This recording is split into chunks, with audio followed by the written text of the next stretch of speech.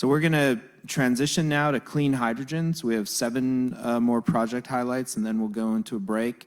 Looking forward to this part. And like I said, there's a poster session during lunch, so you can dig into these projects and ask all the questions you want to the speakers. All right, thanks.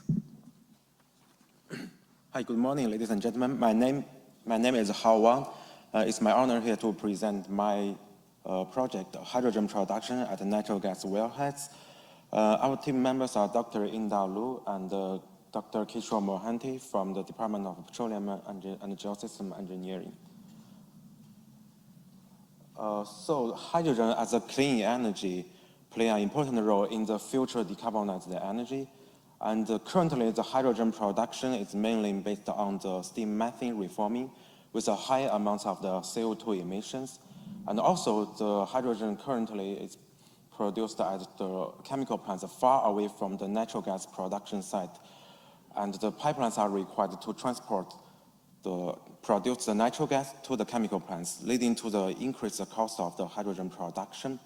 To address these drawbacks, we propose to integrate the steam methane reforming, the CO2 reinjection, and with the natural gas production at the well site for the simultaneous low-carbon hydrogen production, the CO2 sequestration, and enhance the natural gas recovery.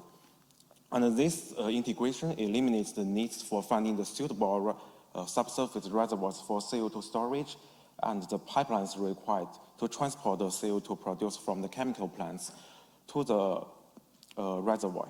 So we complete the 3 tasks in this project. The number 1, to develop the reservoir models to study the effect of the CO2 injection on the natural gas production. And number 2, identify the high-capacity CO2 adsorbents for CO2 capture.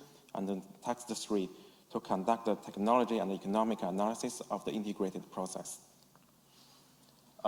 We firstly built the homogeneous and the heterogeneous reservoir model by the commercial software CMG Gem with a CO2 injector at the bottom at the reservoir and a methane producer at the top of the reservoir to study the natural gas recovery and the CO2 storage. And these are some key parameters applied in our reservoir model. And the simulation results show that with the increased injection rate of CO2 and the dispersion of CO2, the cumulative methane recovery can be significantly improved. And the CO2 adsorbent material experiment shows that the copper-based metal organic framework has the highest potential to capture the CO2 because of its high pore volume and high surface area. And then we built the software enhanced steam methane reforming model, processing model by the Aspen Plus. As shown in the flow sheet, the methane and the water is fed at the temperature of 25 degrees and 1 bar. Then the mixture is preheated by the produced stream from the reformer and the regenerator. And the calcium oxide as the adsorbent is fed into the reformer to capture the in situ produced CO2, and the regenerator is capped for decomposition of the calcium carbonate to calcium oxide. Then the sensitivity analysis was conducted to study the optimum operating window of the sorption enhanced steam methane reforming. Then we put the optimum parameters along with the methane production rate from the reservoir model to simulate the hydrogen production. And in our cases, the hydrogen production can be as high as 366 kilomole per hour for 1 well. And finally, the economic analysis was conducted to roughly estimate the cost of the hydrogen production. And these are some assumptions made in estimating the capital and the operating cost in the hydrogen production. And in our cases, we didn't include the purification process of the natural gas and the hydrogen. And the final cost of the hydrogen production was estimated to be $2.7 per kilogram hydrogen. So if you have any questions, we can have a discussion at the later poster section. Thank you. Awesome. Next talk is controlling intrinsic defects in metal oxides for high performance, low cost green hydrogen production. Hi all. It's no secret that the Earth is warming up. There has been massive amounts of greenhouse gas emissions. And in order to mitigate this, we need to move from an energy mix that's fossil fuel based to one that's more renewables based. And adoption of renewables will call for an efficient energy carrier. And as we can look at the energy supply demand curve, there's like a massive temporal difference between the times of highest energy supply and the highest energy demand. So we need an efficient way to store this energy so it can be used at a later time. There's also a spatial mismatch. So some places get more solar energy, some places don't. And hydrogen is a promising energy carrier candidate due to its high gravimetric density, energy density, low discharge rates, and direct uses in other industries as well. So we need to come up with ways of producing this green hydrogen more effectively. And so currently the water electrolyzers that are used, the state-of-the-art catalysts are the precious ruthenium oxides, iridium oxides. And so the idea of this project was to make transition metal oxides more active for green hydrogen production using defects. And so it's been shown that defects are pretty useful, but they're hard to control. And in this particular case, defects mean the oxygen vacancies. As you can see on the two curves, the first one is strontium, vanadium, iron, arsenic oxides. Doesn't really matter the exact composition, but as you increase the oxygen vacancy concentration, the activity for green hydrogen production increases. Similar for iron cobalt oxides. However, a fundamental understanding about the role of oxygen vacancies in improving OER, or the oxygen evolution reaction, is not well understood due to many convoluting effects, such as it can increase the active sites by acting as active sites themselves. They can also change the electronic charge on the surrounding cations, and they can also, oxygen vacancies can also cause a change in mechanisms from lattice oxygen mechanism to more of an adsorbate evolution mechanism.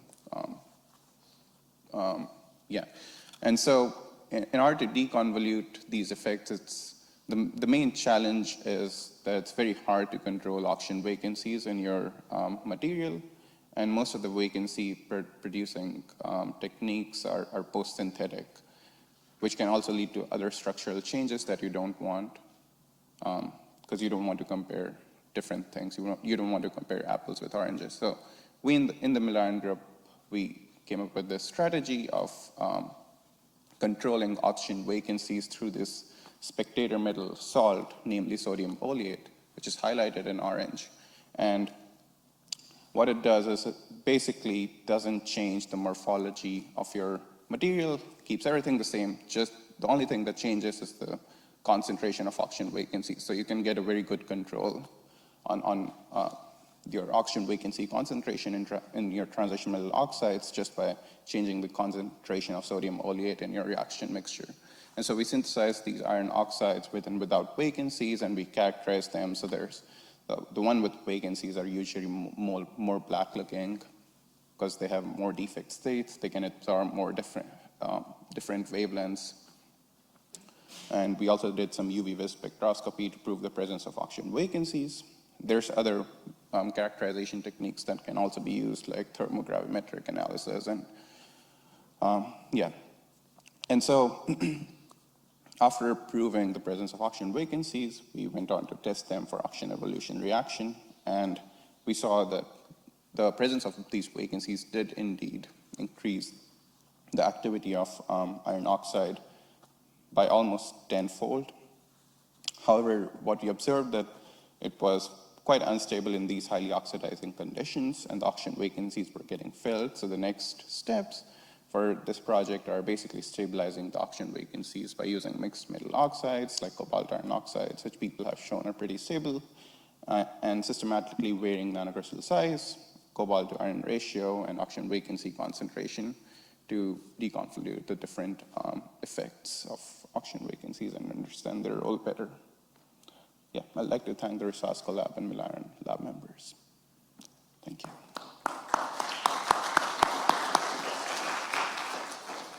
All right, the next talk is Integrated Computational and Experimental Microscopic Elucidation of Amorphous Electrocatalysts for Water Splitting. All right, good morning, everyone. So today I'll be presenting my talk on integrated computational and experimental microscopic elucidations of amorphous electrocatalysts for water splitting. Let's skip this one.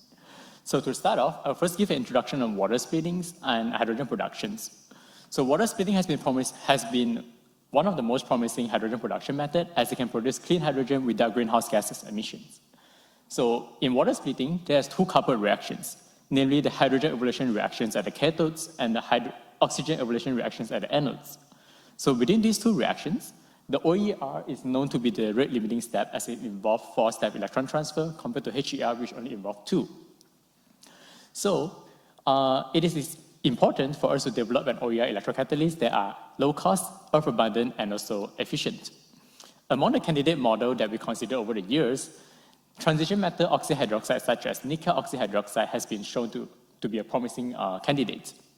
So recent studies have shown that introduction of iron into the system to form nickel iron oxyhydroxide is known to significantly improve the catalytic activity. On the other hand, amorphizing the catalyst surface to introduce structural disorder also shown to improve the activity as well.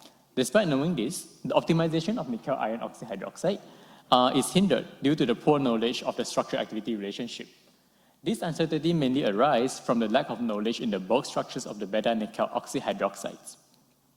So our study proposed a combined experimental and computational approach to address this issue.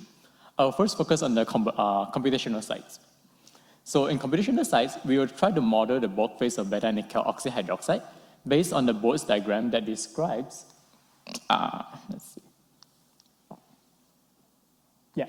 So based on the Bode's diagram that describes the electrochemical phase transformations of beta-nickel hydroxides during charging and discharge cycle.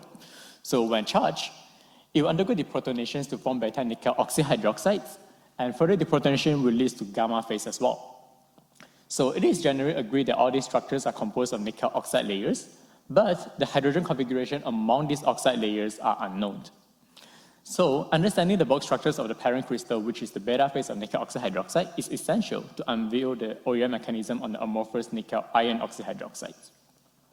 And on the experimental sites, our experimental collaborator has successfully synthesized the pure phase of beta-nickel hydroxides. The SEM image here shows that the catalysts are crystallines and also form of layered structures. So moving on to a computational study, this is the list of possible bulk phase structures for beta-nickel oxyhydroxide that we consider in our first principle calculations. So among all these structures, they have the same stoichiometry ratio, but with different hydrogen configuration among the nickel oxide layers. We can see that in these DFT studies, the electronic structures for beta-nickel oxyhydroxide is highly sensitive towards the exchange correlation functional that we use.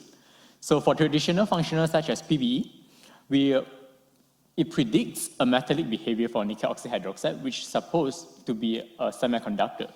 However, when we use a more computationally expensive hybrid functionals, we are able to capture the correct band gap and also the semiconductor characteristic of nickel oxyhydroxides. So among all these bulk structures, the uniform structures where the hydrogen are distributed evenly among the nickel oxide layers is shown to be the most stable and also have the best agreement with the experimental parameters. So building from this, we then move on to study the effect of iron doping on the crystalline phase of nickel oxyhydroxides. So the OER mechanism that we assume in this study is shown below here, where it involved the absorption of 2 water molecules and subsequent deprotonations. In both cases, for the pure nickel oxyhydroxides and nickel iron oxyhydroxides, the rate limiting steps are shown to be the first step, which is the absorption of the water molecule onto the surface. However, we can see here that by doping the surface with 25% of iron, we can reduce the overpotential as much as about 0.9 volts. So this is a big increment, while it doesn't agree much with the other experimental overpotential reported for nickel iron oxyhydroxide.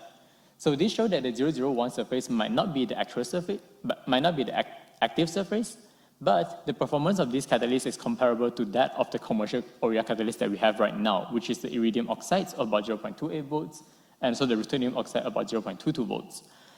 So I will look forward to discuss more about my results with you guys in the poster session later. Thank you.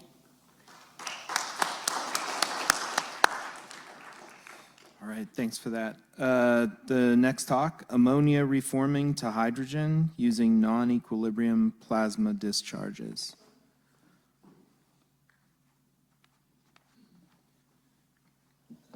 Hello, so I will be presenting some work that we did on some ammonia reforming by using non-equilibrium plasma discharges. So ammonia has gathered a lot of interest from the community for the past decade or so. It has a lot of potential both as hydrogen storage vector and also as a carbon-free fuel for power generation in its own right. And the typically approach for using ammonia for reforming is to use this thermal catalytic reactors to reform ammonia into hydrogen.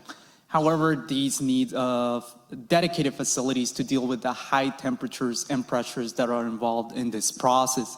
So here we present an alternate approach in which we use non-equilibrium plasma discharge to energize the internal states of ammonia, such that we can bring the activation energies for reforming down and therefore to a more manageable level.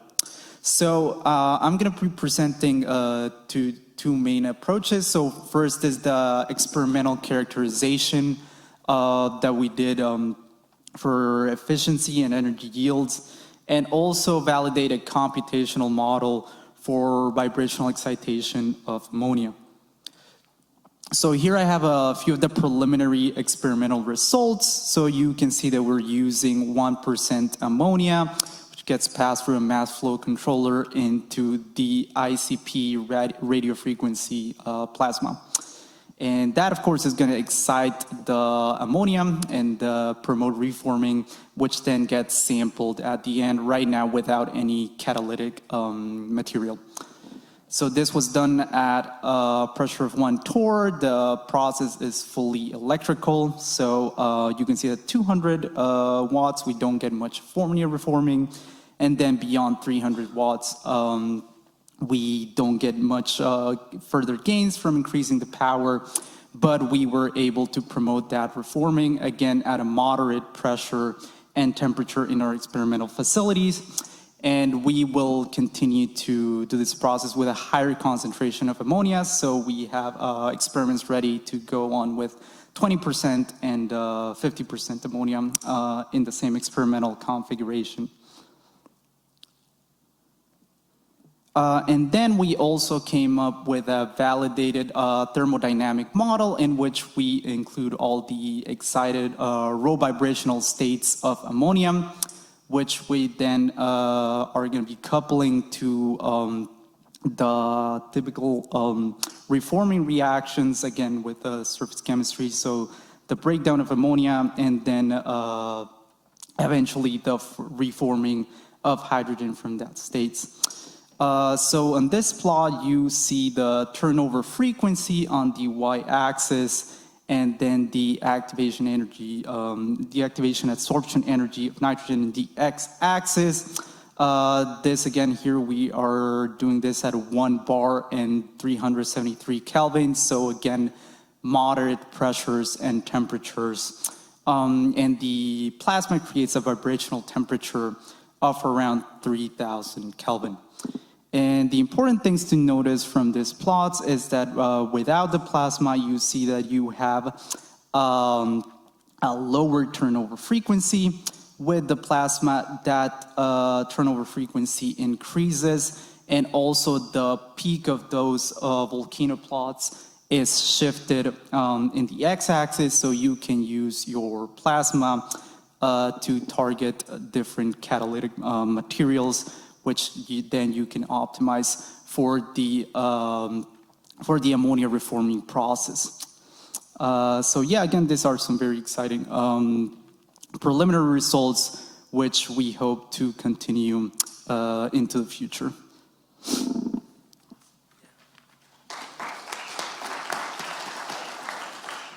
Great, thank you.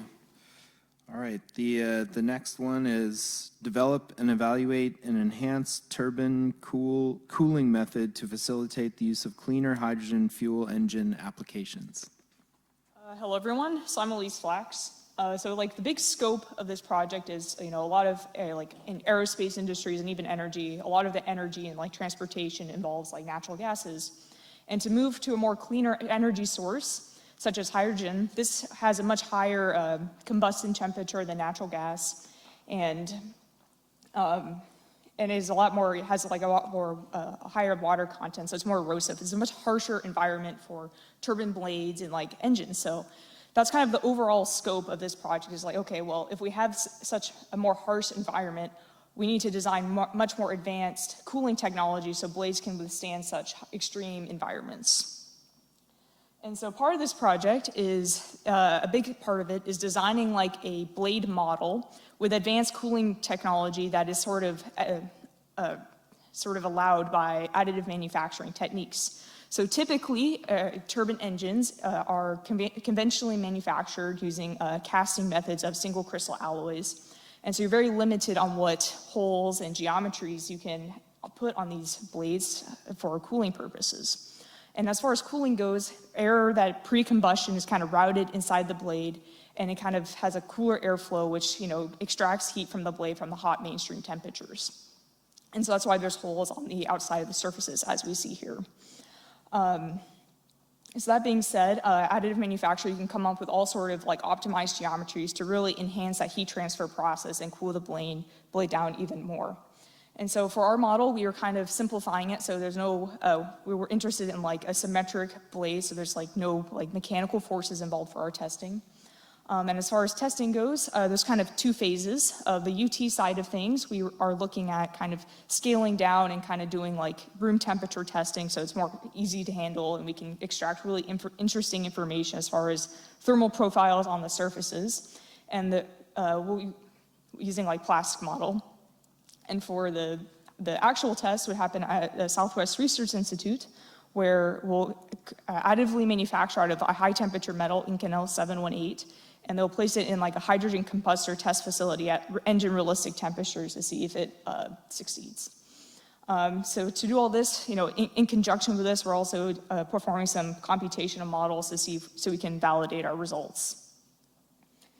So as you see here, is kind of depicts our different test facilities. So on the left, I guess, is the UT side of things. That's where I'll be working. And so you can see on the bottom left side, there's a plastic stereolithography printed blade with like a measurement area. And so that will be placed in our mainstream tunnel and kind of facilitating, simulating what will happen in this weird combustor test bed.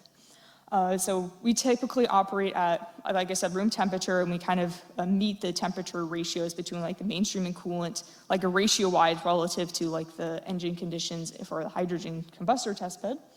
And as far as I can't speak much to the combustor test bed I depicted on the right.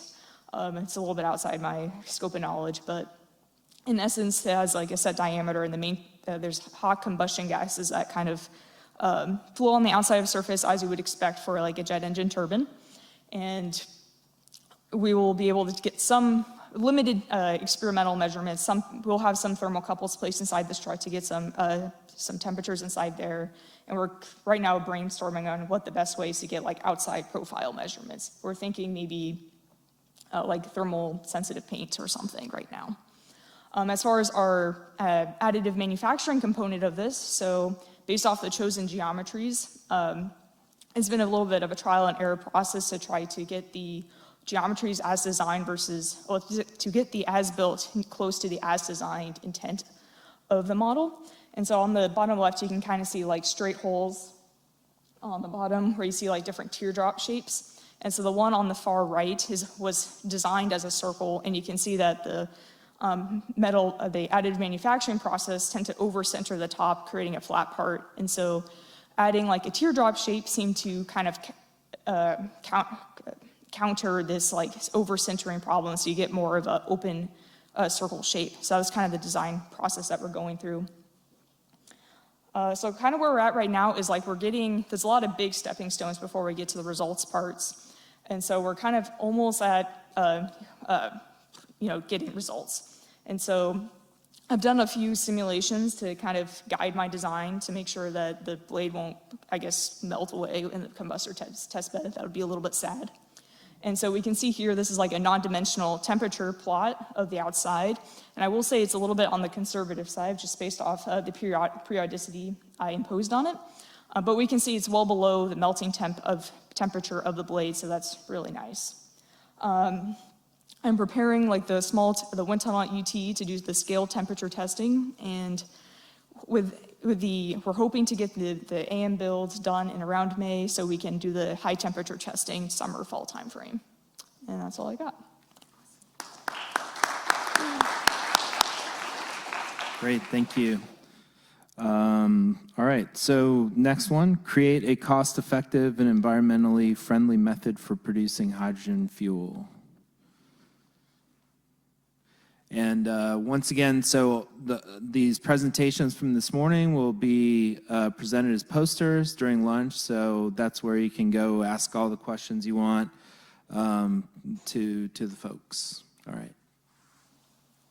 Hi everyone, I'm Sai Suvankar and I'll be talking about how non-equilibrium plasma catalysis of methane can help produce distributed and decarbonized hydrogen.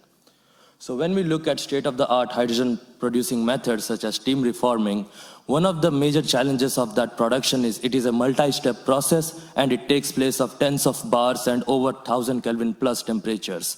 And at the same time, it is releasing for about like more than 10 kilogram of CO2 per kilogram of hydrogen produced.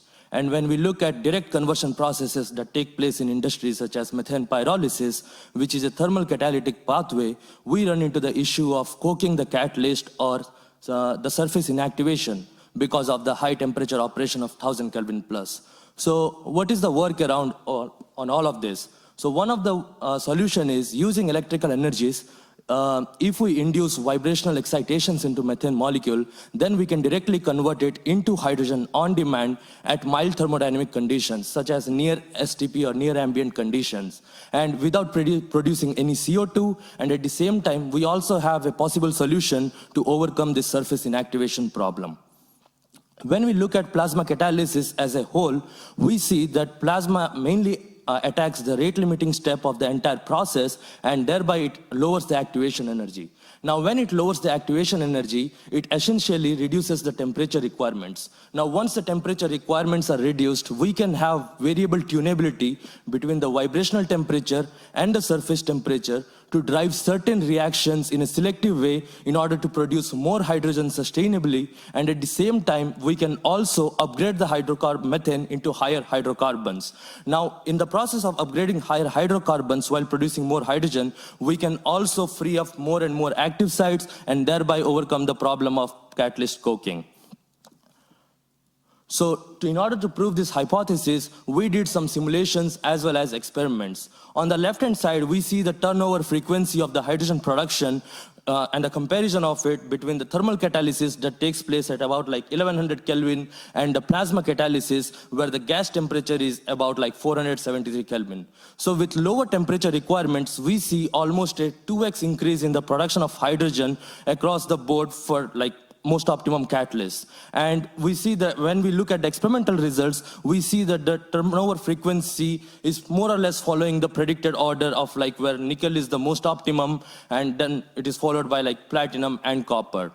And one of the most important thing is that we try to segregate the effect of plasma only or the gas phase reactions from the plasma catalytic reactions. And we see for about like 300% increase in the plasma catalytic reactions compared to gas phase reactions. So in this way, this is one of the methods to break the catalytic scaling laws and thereby lowering the temperature requirements in order to like proceed the reactions at like near ambient conditions. And once we have these low temperature requirements, we can also change the surface temperature in order to drive certain reactions so that we can produce higher hydrocarbons by recombining some of the surface adsorbed species. For example, we can recombine 2 CH2 molecules to form C2H4 or 2 CH3 adsorbed molecules to form like C2H6. And the simulations and experiments are more or less agreeing with each other in terms of amount of each species produced. But what puts things into perspective is, even though copper is seen to like relatively produce less hydrogen compared to nickel, and it is seen to produce like more ethane compared to nickel. Now this brings a question to mind is that like when one molecule of ethane is produced, it is because of the desorption of 2 adsorbed CS3 on the catalyst surface. So if one molecule of ethane is produced, we are essentially freeing up 2 more active sites for further reaction to take place. So in theory, if we have a long-run experiments, then probably we can see an added benefit of having higher yield of hydrogen over time. So in order to prove this, we did some long-run experiments where we saw that the production of nickel is indeed higher than copper in the short term or for the like initial time being, but as the performance of the nickel is observed over the time, it decays rapidly, and it is more or less like asymptotically similar to the plasma only or gas phase reactions, which suggests that now the entire catalyst has been coked and no more catalytic reactions are being taken place. But in case of copper, because of the lower temperature requirements, we can see that it is more or less maintaining the constant performance throughout. For like on the left hand side plot, we see it like we ran it for like 6 hours, but we actually extended it to like hours and hours of running. And after that, we did some EDX mapping and XPS to see how much of carbon is essentially produced on the catalyst surface. And we see that about like half of the carbon that is produced on nickel, like more than half of the carbon is actually produced on the, not half, we see like about 30% of carbon is produced on nickel, but about half of that is produced on copper, even for longer run time. So in order to sum it up, what we see that with all these synergizing effects of plasma and catalyst, we can essentially rethink how the fuels or carbon-free fuels in general can be made, stored, and transported around the globe. That's all. Thank you. And we would like to thank Energy Institute for supporting this research. Thank you. Okay, our last hydrogen talk is leveraging Permian Basin assets for the emerging clean hydrogen energy economy in Texas. We have one more talk, and then we'll have a break.